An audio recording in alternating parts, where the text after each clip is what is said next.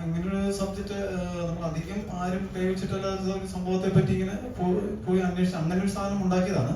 അതായത് മരിച്ചു എന്ന് കരുതി ഒരാളെ അടക്കുന്നു, അടക്കിയതിനു ശേഷം കുറച്ച് മണിക്കൂർ കഴിഞ്ഞിട്ട് പുള്ളിക്ക് ജീവൻ വരുന്നു. അതാണ് ശരിക്കും പറഞ്ഞ ഈ കഥയുടെ ഒരു ഉള്ളടക്കം, ത്രെഡ് എന്ന് പറഞ്ഞു കഴിഞ്ഞാൽ.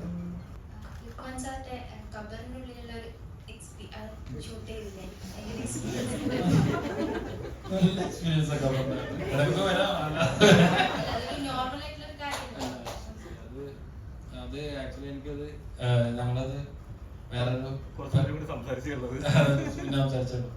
അതങ്ങനെ സെറ്റ് ഇട്ട് അങ്ങനെ നമ്മൾ കബർ വേറെ തന്നെയാണ് ഷൂട്ട് ചെയ്തത്. അപ്പൊ കബർ ഷൂട്ട് ചെയ്യുമ്പോ എനിക്ക് മെന്റലി കുറച്ച് പ്രശ്നങ്ങൾ ഉണ്ടായി. കാണുമ്പോൾ നമുക്ക് മൈൻഡിനും നമ്മളെ ഫുൾ മൂടി അകത്ത് വെക്കുമ്പോഴും ഞാൻ 2-3 പ്രാവശ്യം പെട്ടെന്ന് ടെൻഷൻ അടിച്ച് എനിക്ക് അങ്ങനെയൊക്കെ ഉണ്ടായി. പക്ഷെ ഞാൻ കുറച്ച് കഴിഞ്ഞപ്പോൾ ഞാൻ കബർ എൻജോയ് തുടങ്ങി. മനുഷ്യന്മാർ അങ്ങനെയാണ്, എവിടെ ചെന്നാലും അവരുടെ സിറ്റുവേഷൻ അനുസരിച്ച് എൻജോയ് ചെയ്യും. നമ്മൾ മരിച്ചു കഴിഞ്ഞാൽ ചിലപ്പോൾ നമ്മൾ എൻജോയ് ചെയ്യും.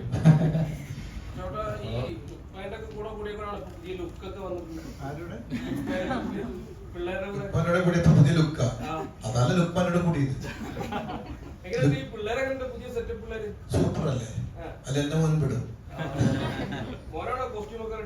മോനും മോളും വൈഫും എല്ലാരും ഉണ്ട്, മരുമോളും എല്ലാരും കൂടിയാണ്. അവരാണ് ഡിസൈൻ ചെയ്യുന്നത്. അവരെ ഞങ്ങൾ എന്റെ കോസ്റ്റ്യൂമർ കോസ്റ്റ്യൂമേഴ്സ്.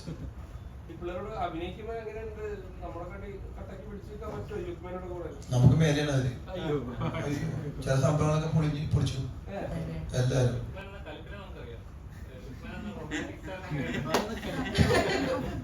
റൊമാൻറ്റിക് സ്റ്റാർ ഭയങ്കര റൊമാൻറ്റിക് ആയിരുന്നു. ആദ്യം കുറച്ച് പാടായിരുന്നു. എന്നിട്ട് ഇങ്ങനെ പറയുന്നുണ്ടായിരുന്നു, ഞാൻ ആകെ സുലേഖ മനസ്സിലാണ് ഇച്ചിരി, അതിലും റൊമാൻസ് ഒന്നും അധികം ഇല്ല, എന്നിട്ട് ഞാൻ അതാണ് ചെയ്തത്, അതിനുശേഷം ഞാൻ റൊമാൻസ് ഒന്നും അങ്ങനെ ചെയ്തിട്ടില്ല എന്നൊക്കെ പറഞ്ഞാൽ എൻ്റെ അടുത്ത് ആദ്യം ഫസ്റ്റ് നമ്മള് അങ്ങോട്ടും ഇങ്ങോട്ടും ജസ്റ്റ് നോക്കിയിരിക്കുന്ന സീനായിരുന്നു. അപ്പൊ എൻ്റെ അടുത്ത് അത് ഓർക്കുന്നുണ്ടോന്ന് അറിയത്തില്ല.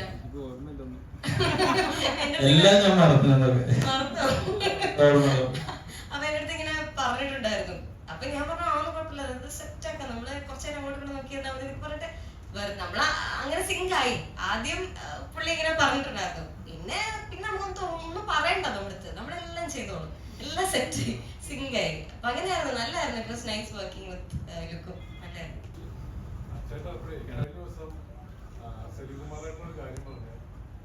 അതായത് ഇപ്പൊ കോമഡി സിനിമകൾ ഭയങ്കര കുറവാണ്, മൊബൈലിലൊക്കെ ചിരിക്കേണ്ടി വരികയാണ്, അനുഭവങ്ങൾ കുറവാണ് ആളുകൾക്ക്, അതുകൊണ്ടാണ് കോമഡി സിനിമകൾ ഉണ്ടാവാത്തത്. താങ്കളിപ്പോ സീരിയസ് സിനിമകളാണോ ചെയ്യുന്നത്? അതിനെപ്പറ്റി എന്താ അഭിപ്രായം? ഞാൻ സീരിയസ് സിനിമ ചെയ്യുന്നത് എന്റെ കുഴപ്പം കൊണ്ടല്ല, കോമഡി സിനിമ വരാത്തോണ്ടാ. എന്റെ തീരെ വരുന്നില്ല. എനിക്ക് അനുഭവം ഉണ്ട് എന്റെ ജീവിതത്തിൽ ഒരുപാട് തമാശകള്. ഞാൻ ഒരു സ്പേസ് ഇട്ട ഇവരോട് ചോദിച്ചറിയാം, ചോദിച്ചു ഇവിടെ ഇരിക്കുന്നവര് ഒരു സ്പേസ് ചെറിയ കേട്ടിട്ട് അപ്പൊ ഞാൻ തമാശ അതിനെ ഉണ്ടാക്കാൻ നോക്കും. അല്ലാതെ എന്റെ കുഴപ്പം കൊണ്ടല്ല. എനിക്ക് തോന്നുന്നത് ഈ ഒരു ഏറ്റവും കുറഞ്ഞത് ഒരു 50 സ്ക്രിപ്റ്റ് എങ്കിലും ഞാൻ കേട്ടിട്ടുണ്ട്. കുറഞ്ഞതാണത്. തമാശ സിനിമകൾ എന്ന് പറഞ്ഞ് കഥ പറഞ്ഞ കൂട്ടത്തിൽ ഒരു 50 ഏറ്റവും കുറഞ്ഞത് ഞാൻ കേട്ടിട്ടുണ്ട്. എനിക്കൊരു വർക്കൗട്ട് ആയില്ല. അതത്ര അവിടെ സുഖമാകുന്നില്ല. അപ്പൊ നല്ല കോമഡി സിനിമകൾ ഉണ്ടാക്കാൻ കഴിവുണ്ടെങ്കിൽ ഇപ്പോഴും സ്പേസ് ഉണ്ട് അതിന്. ഇമോഷണൽ ക്യാരക്ടർ ഇപ്പോൾ പറഞ്ഞ കൂടുതൽ ഇമോഷൻസ് ആണുള്ളത്. അപ്പൊ ഇമോഷൻസ് ആണെങ്കിലും ഇതുവരെ നമ്മൾ കാണാത്ത സിറ്റുവേഷൻസ് ആണ്. നേരത്തെ പറഞ്ഞ പോലെ കവറിൽ കിടക്കണം നമ്മൾ അനുഭവിച്ചിട്ടില്ല എന്ന് പറഞ്ഞ പോലെ നമ്മുടെ സ്വന്തം ഒരാൾ മരിക്കുമ്പോഴുള്ള ആ ഇമോഷൻസ് കാര്യങ്ങളൊക്കെ. അപ്പോൾ അത് ആ നേരത്ത് ആ സിറ്റുവേഷനെ എങ്ങനെ പെർഫോം ചെയ്യണം, അല്ലെങ്കിൽ ആ നേരത്തെ എങ്ങനെ വേണം എന്നുള്ളതൊക്കെ ആയിരുന്നു ഇതിന്റെ എക്സൈറ്റ് ചെയ്തത്. അതുപോലെ നേരത്തെ പറഞ്ഞ പോലെ ഒരു സ്റ്റേറ്റ്മെന്റ് പറയുന്നുണ്ട് സ്ത്രീകൾ കവറിൽ കണ്ട്, അതിലെ ആ ഒരു ക്യാരക്ടർ ഒരാളാണ് ഞാൻ എന്നുള്ളത് എനിക്ക് സന്തോഷമുണ്ട്. അങ്ങനത്തെ ഒരു ക്യാരക്ടർ ചെയ്യാൻ പറ്റിയത് എന്നുള്ളത്. അത് ചർച്ച ആവട്ടെ അല്ലെങ്കിൽ സംസാരം ആവട്ടെ.